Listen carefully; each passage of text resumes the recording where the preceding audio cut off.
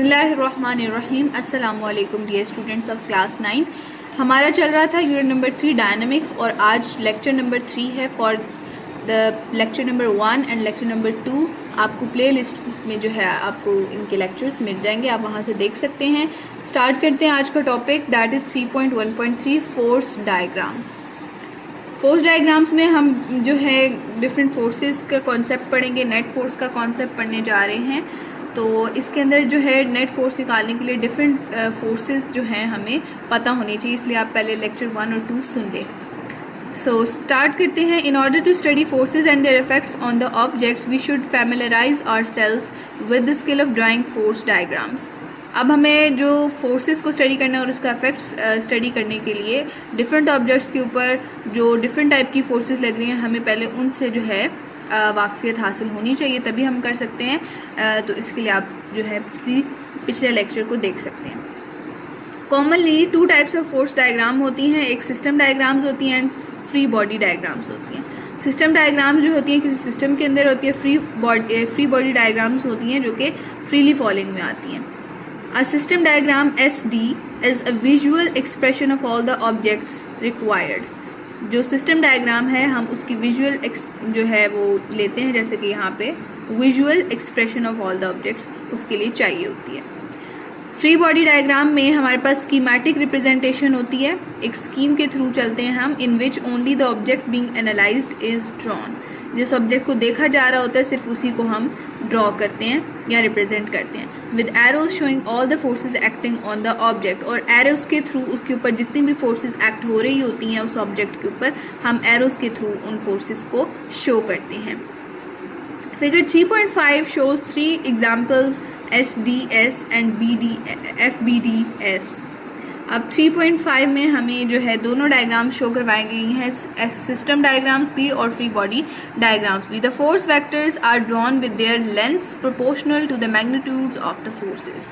अब जो फोर्स के जो वेक्टर्स हैं उसको ड्रॉ किया गया है with their lengths proportional to the magnitude of the forces. इसका क्या मतलब है, ये आप अंडरलाइन भी कर लें, with their lengths proportional to the magnitude of the forces. Like हमारे पास अगर ये यहाँ पर फोर्स को यहाँ पे शो किया गया है एरो से, तो जितनी एरो की लेंथ है हम उतनी ही मैग्नीट्यूड ऑफ फोर्स कंसिडर करते हैं। अब आपको यहाँ पे ये एरो और ये एरो जो है ऑलमोस्ट सेम लग रहा है, ठीक है, ऑलमोस्ट सेम ही है, ये थोड़ा छोटा लग रहा है, ठीक है, तो इसका मैग्नीट्यूड कम होगा, जिसकी लेंथ ज़्यादा होगी तो उसका मैग्नीट्यूड ज़्यादा होगा फोर्स का, ठीक है। अगर दोनों जैसे यहाँ पे परफेक्टली दोनों इक्वल हैं एरोज, तो इसका मतलब है कि FN भी बराबर है और FG भी इक्वल हैं दोनों, ठीक है। Now each force vector is labelled with the symbol F। अब चूँकि फोर्स एक वेक्टर क्वांटिटी है तो उसकी डायरेक्शन भी होती है, मैग्नीट्यूड भी होता है, और वेक्टर्स को हम इस तरीके से रिप्रेजेंट करते हैं। उस जैसे फोर्स है तो फोर्स का सिंबल F होता है, उसके ऊपर हम एरो लगाते हैं। एरो आपने मस्ट लगाना है फॉर द वेक्टर क्वांटिटीज़ जहाँ पर भी आपकी फ़िज़िक्स में आती हैं, ठीक है। With a subscript for example FS, S for system body हो जाएगा, यहाँ यस सिस्टम बॉडी के लिए is the force of gravity, sorry FG है, ये S नहीं है, इट इज़ G। तो FG जो होगा वो फोर्स ऑफ ग्रेविटी के लिए होगा, और FN जो है N हमने लिखा है ताकि हमें पता लग जाए कि it is the normal force. FF जो है फोर्स ऑफ फ्रिक्शन के लिए होगा, FT stands for tension, and FA is the applied force के लिए। ये हम नोटेशंस जो हैं यूज़ करेंगे, और ये सारी की सारी फोर्सेस हमने लेक्चर नंबर 1 में कवर की थी। यहाँ पे आ जाए डायग्राम्स के ऊपर, तो आप यहाँ पे देख सकते हैं स्ट्रिंग के साथ जो है यहाँ पे एक फिश अटैच है, तो इस स्ट्रिंग के अंदर जो फोर्स है यहाँ पे फोर्स ऑफ टेंशन है, ठीक है। इसी तरीके से बॉल जो है अगर नीचे जाती है तो that will be force of gravity के थ्रू, और अगर बुक रेस्ट पे पड़ी हुई है तो नॉर्मल फोर्स और जो इसका वेट है वो बराबर हो जाता है, ठीक है। FN फॉर नॉर्मल फोर्स और FG को ही हम वेट कंसिडर करते हैं, ठीक है। इसी तरीके से फ्री बॉडी डायग्राम्स को अगर हमने रिप्रेजेंट करना हो तो हम फिश के लिए ऐसे ड्रॉ कर लेंगे, ठीक है। अब फिश के ऊपर जो है F टेंशन ऊपर लगेगी, फोर्स ऑफ ग्रेविटी नीचे लगेगी, ठीक है। बॉल है, ठीक है। अब यहाँ पे कंपैरिजन देखें कि हमने सिस्टम डायग्राम्स के अंदर पूरा सिस्टम कंसिडर किया, विजुलाइजेशन किया। एक फ्री बॉडी डायग्राम्स के अंदर हमने जस्ट उसका शेप एक अपने लिए रिप्रेजेंटेशन बना लिया। फुटबॉल के लिए हमने अपने आप को कंसिडर कर लिया सर्कल की शेप में, ठीक है। बुक के लिए हमने इस तरीके से कंसिडर किया, यानी टेबल के लिए इस तरीके से कंसिडर किया। तो ये डिफरेंस है between system diagrams and free body diagrams. 3.1.4 concept of net force. Net force का कॉन्सेप्ट अब हम इसके अंदर पढ़ेंगे। Different forces can affect an object and the net force is the total effect of all these forces. It is calculated by adding up all the forces acting on the object. अब हमारे पास net force क्या होती है कि देखिए बच्चों, जो भी ऑब्जेक्ट है उसके ऊपर हर वक्त ये ज़रूरी नहीं है कि एक ही फोर्स एक वक्त में लग रही हो। एक ही वक्त में उसके ऊपर कई फोर्सेस एक्ट कर सकती हैं। उन सारी फोर्सेस को जो एक ऑब्जेक्ट के ऊपर लग रही हैं, जब हम उनको सम कर लेते हैं, ऐड अप कर लेते हैं, तो वो जो होती है फोर्स ऐड अप जो हम करके निकालते हैं, that is called the net force. Next देखिए, the net force help us determine if the forces on the object are balanced और अनबैलेंस्ड। अब ये चाहिए कि उसका पर्पस क्या है नेट फोर्स का। नेट फोर्स हमें बच्चों ये बताती है कि क्या ऑब्जेक्ट जो है बैलेंस है या अनबैलेंस है, ठीक है। तो ये हमें पता चलता है नेट फोर्स से। If the net force is 0 Newton, अगर आपके पास नेट फोर्स आती है 0 न्यूटन, तो इसका क्या मतलब है कि आपके पास क्या है, बैलेंस्ड है ऑब्जेक्ट, ठीक है। नेट फोर्स 0 होने का क्या मतलब है कि सारी की सारी जो फोर्सेस एक्ट कर रही थी वो सारी की सारी एक दूसरे को कैंसिल आउट करके 0 इफेक्ट प्रोड्यूस कर रही हैं। 0 फोर्स उस ऑब्जेक्ट के ऊपर लग रही होती है टोटली, तो जिसकी वजह से ऑब्जेक्ट जो है वो बैलेंस्ड होता है। And there will be no change in the object's motion, और ऑब्जेक्ट के मोशन में इस वजह से कोई भी चेंज नहीं आता। लेट्स से फॉर एग्जांपल आप यही कंसिडर कर लें। देखिए बुक पढ़िए टेबल के ऊपर, बुक का वेट डाउनवर्ड एक्ट कर रहा है और नॉर्मल फोर्सेस की अपवर्ड एक्ट कर रही है। दो फोर्सेस एक वक्त में बुक के ऊपर लग रही हैं। अब मैं इन दोनों को सम अप करूँगी तो अगर तो ये 10 न्यूटन की है, ठीक है, और ये भी फोर्स ऑफ जो इसकी वेट की वजह से है वो भी 10 न्यूटन है, ठीक है। आप इन दोनों को ऐड अप करेंगे तो हमारे पास जो है 0 आएगा। अब 0 कैसे आएगा, आप कह रहे होंगे 20 आ रहा है, ठीक है। 20 नहीं आएगा, 0 आएगा। बेसिकली जो हमारे पास डायरेक्शन है, फोर्स जो है वेक्टर क्वांटिटी है। ये आपने लाजमी याद रखना कि फोर्स क्या है, वेक्टर क्वांटिटी है। तो एफ नेट जब हम निकालेंगे, हम यहाँ पे बुक के ऊपर निकाल लेते हैं। जब आप एफ नेट निकालेंगे, यहाँ पर हमारे पास कंसिडर करेंगे है, और नॉर्मल फोर्स ऊपर लग रही थी, F normal, and this is F G, ठीक है। दोनों कंसिडर कर लें 10 न्यूटन की है, ये भी 10 न्यूटन की है। जब हम एफ नेट निकालेंगे तो that would be equal to F N plus minus F G. F G को मैं माइनस क्यों कंसिडर करी, क्योंकि एफ एन और एफ जी की आपस में डायरेक्शन क्या है, ऑपोजिट है, ठीक है। तो एफ जी अच्छा आपने ये भी पढ़ा होगा, ग्राफ्स आपने पढ़े होंगे मैथ में 8 में पढ़ा होगा। ये हमारे पास y होता है, यहाँ पे x, यहाँ पे नेगेटिव x एंड यहाँ पे नेगेटिव y होता है। तो जब फोर्स नेगेटिव एक्सिस पे देखें एफ जी और ये दोनों नीचे को हैं, तो इसलिए इसके साथ माइनस आता है, तो यहाँ पे भी इस फोर्स के साथ माइनस आएगा। ओके, नाउ अब हम इसको कैलकुलेट करते हैं। F net, F normal is 10 Newton plus minus minus and F G is 10 Newton. तो नेट इफेक्ट क्या आ जाएगा, 0 न्यूटन। इस वजह से बुक जो है बैलेंस्ड कंडीशन में है, रेस्ट पर है। नाउ नेक्स्ट आप देखें, for example in a tug of war, tug of war के अंदर जो रस्सा खींचने वाली आपने खेली होगी गेम, ठीक है। तो उसके अंदर क्या होता है, the forces F1 and F2 are equal in magnitude. Forces जो है दोनों तरफ से इक्वल इन मैग्नीट्यूड हैं एंड ऑपोजिट इन डायरेक्शन होती हैं। ये वाली बंदा जो है अपनी तरफ को इधर को फोर्स लगा रहा है और ये वाला इधर को फोर्स लगा रहा है, ठीक है। तो दोनों की डायरेक्शन जो है वो ऑपोजिट है, लेकिन मैग्नीट्यूड जो है वो सेम है। लेट्स से फॉर एग्जांपल अगर यहाँ पे 6 न्यूटन ये बंदा लगा रहा है, तो ये भी बंदा कितनी लगा रहा है, 6 न्यूटन लगा रहा है, but direction is opposite. The forces cancel the effect of each other and there is no net force. Again वही बात है कि दोनों बराबर होंगी और डायरेक्शन ऑपोजिट होगी, तो एक के साथ हमें माइनस लगाना पड़ेगा और नेट इफेक्ट क्या आ जाएगा, नेट फोर्स क्या आ जाएगी, वो हमारे पास 0 न्यूटन आ जाएगी। तो उस वक्त में हम कहते हैं कि अभी टीम जो है वो कोई जीती नहीं है, कोई भी टीम जीती नहीं है, अभी टाई चल रहा होता है। Then we have however when the net force on the object is not 0 newton, जब ऑब्जेक्ट के ऊपर नेट फोर्स 0 नहीं होती है, द फोर्सेज आर बैलेंस्ड, तो फोर्सेस क्या होती हैं, अनबैलेंस्ड होती हैं, अनबैलेंस्ड होती हैं and produce a change in motion of an object, और ऑब्जेक्ट के मोशन में भी चेंज आता है। फॉर एग्जांपल यहाँ पे टग ऑफ वॉर की ही एग्जांपल आपको दी गई है कि एक फोर्स F2 जो है एक्सीड करती है अदर फोर्स F1।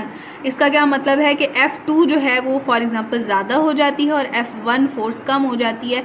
लेट से ये बंदा लगा लेता है 10 न्यूटन और ये अभी भी 6 न्यूटन लगा रहे हैं, ठीक है, तो ऑब्वियसली सी बात है कौन से बंदे की तरफ नेट फोर्स की डायरेक्शन किस तरफ होगी, जो फोर्स ज़्यादा है उसी डायरेक्शन में नेट फोर्स भी होगी, ठीक है। And there is a net force F net to the right की तरफ, यानी कि जिस तरफ फोर्स जिस बंदे ने फोर्स ज़्यादा लगाई है उसी की तरफ नेट फोर्स की डायरेक्शन भी आ जाएगी आपके पास, और कुछ ना कुछ हो गया। अगर इसने 10 न्यूटन लगाई है तो 10 - 6 करेंगे तो हमारे पास 4 न्यूटन F नेट लग रही होगी उस वक्त। Free body diagrams and resultant net forces. Free body diagrams को अब हम देखते हैं। To study the effects of forces acting on any object we can apply the skill of drawing force diagrams. हम फोर्स डायग्राम्स को draw करके जो है अपने लिए ईजीनेस पैदा कर सकते हैं। Since force is a vector quantity, force एक वेक्टर क्वांटिटी है, the vector sum of all the forces acting on an object is the resultant force. Resultant force को हम नेट फोर्स भी कहते हैं, ठीक है, this is the same thing, resultant कह लें नेट कह लें सेम चीज़ है। यहाँ पे एक वर्ड बहुत मेन यूज़ हुआ है आपकी बुक की लाइनिंग में, that is a vector sum. Vector sum क्या होता है, जिसके अंदर हम उन फोर्सेस की डायरेक्शंस को भी कंसिडर करेंगे। जैसे मैंने नेट फोर्स निकाली तो मैंने एक के साथ, चूँकि एक नीचे को लग रही थी फोर्स, तो मैंने माइनस लगाया। तो वेक्टर सम यही चीज़ है कि आपने डायरेक्शन को कंसिडर करते हुए नेगेटिव पॉजिटिव साइंस का भी ख्याल रखना होता है। Vector sum is like algebraic sums जैसे होते हैं, ठीक है। Then we have the resultant force can also be called the net force.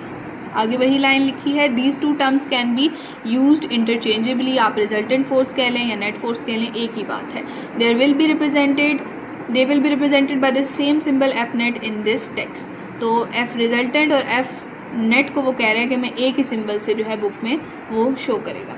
The net force और resultant force can be obtained by simple adding forces, ठीक है, adding force करके आपको नेट या रिजल्टेंट फोर्स मिल जाएगा। Resultant force is a single force, resultant force एक single force होती है। अब यहाँ पे इसकी डेफिनेशन है, resultant force is a single force that has the same effect, जिसका इफेक्ट जो है वो सेम है as the combined effect of all the forces to be added.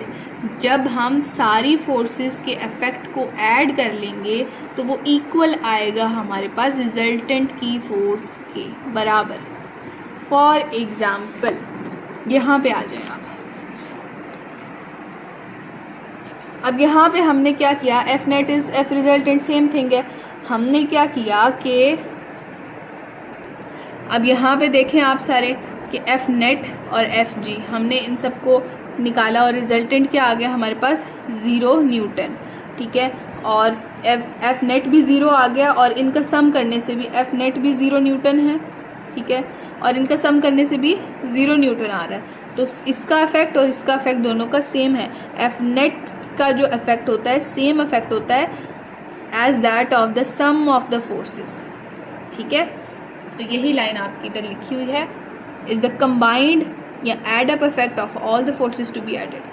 Forces are vector quantities which require both magnitude with proper unit as well as direction for its complete description के लिए, ठीक है। इसके लिए आपको क्या चाहिए होता है, मैग्नीट्यूड भी चाहिए होता है, यूनिट भी लिखना होता है और डायरेक्शन भी।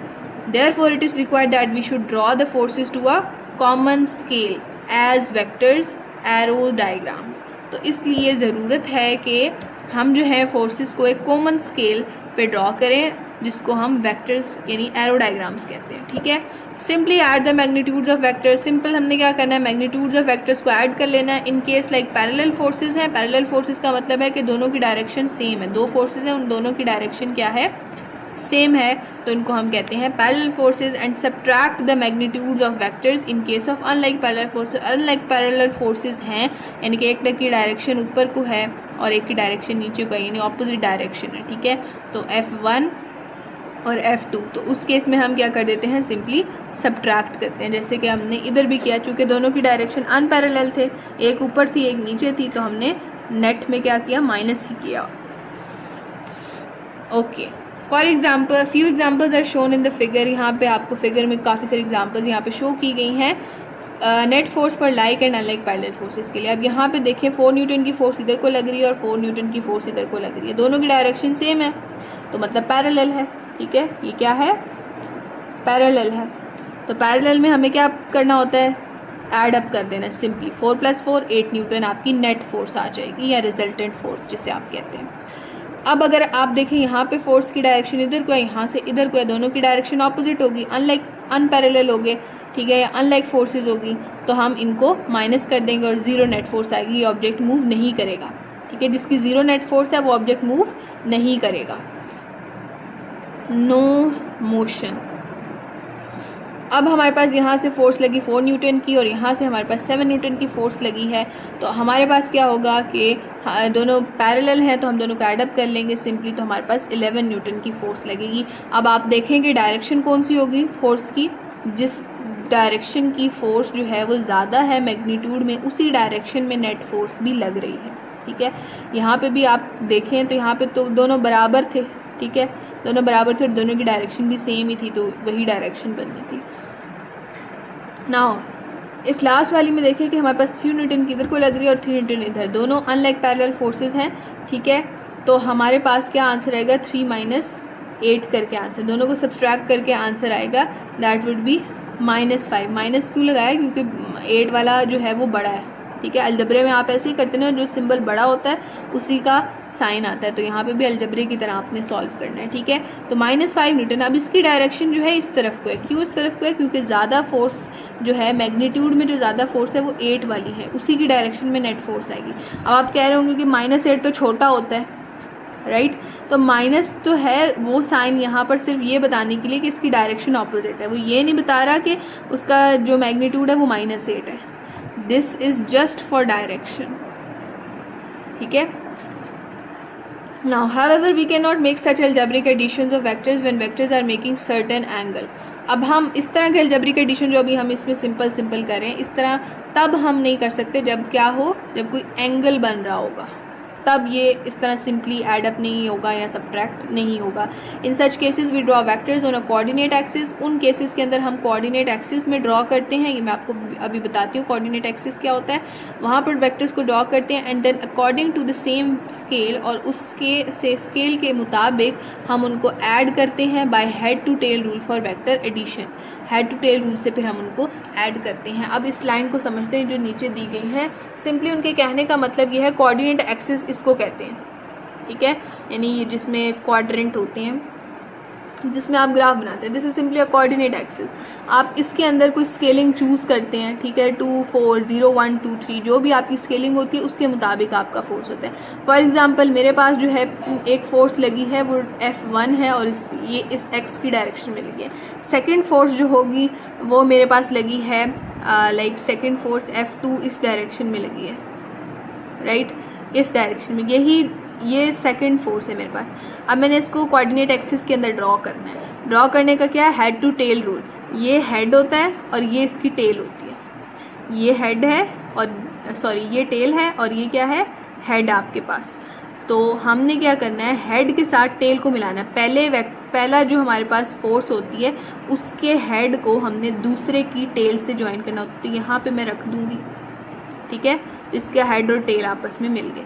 फिर रिजल्टेंट निकालने के लिए यहाँ पे हम ऐसे इसको ज्वाइन कर देते हैं। ठीक है, तो ये आपके पास रिजल्टेंट होता है और फिर इसको राइट एंगल ट्राइंगल के फॉर्मूले से सॉल्व करते हैं, जो कि अभी आपके नहीं है, आपको इसकी ज़रूरत नहीं है। ठीक है, so that's all for today. अगर कोई भी क्वेश्चन है नीचे कमेंट बॉक्स में ज़रूर बताएं, कोई सजेशन है आपकी वो भी ज़रूर बताएं। चैनल को ज़रूर से सब्सक्राइब करें और नई वीडियोस के लिए आप बेल आइकन को भी प्रेस कर लें। थैंक यू, अल्लाह हाफिज़।